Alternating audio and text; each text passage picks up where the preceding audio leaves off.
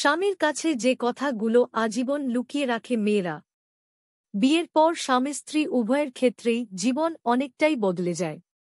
তারা একে অপরের সারা জীবনের অবলম্বন হয়ে ওঠে। তবে একজন স্ত্রী কখনো তার স্বামীকে কিছু কথা বলেন না এবং সারা জীবন গোপন রাখেন। কিন্তু স্ত্রীর লুকানো এসব কথার কোনো নেতিবাচক প্রভাব ফেলে না সম্পর্কের উপর, বরং তাদের সম্পর্ক আরও মজবুত হয়। তাহলে চলুন সেই কথাগুলো জেনে নেওয়া যাক। মেয়েরা অসুস্থ হয়ে পড়লে তাদের স্বামীর কাছ থেকে তা গোপন করেন। সাধারণ শরীর খারাপের কথা বলতে চান না। মহিলারা তাদের আত্মীয় বা প্রতিবেশীদের সঙ্গে পারিবারিক সমস্যার কথা শেয়ার করেন, কিন্তু স্বামীকে তিনি এই বিষয়ে কিছু জানান না। স্ত্রীকে ঘরের লক্ষ্মী বলা হয়।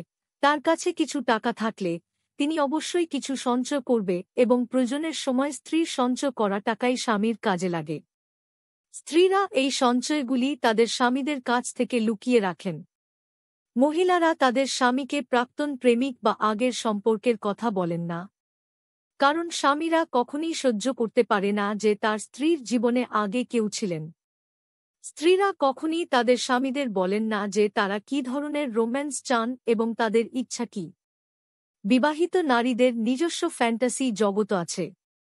বিয়ের আগে ও পরে কেমন হবে সেই স্বপ্ন দেখেছেন তারা।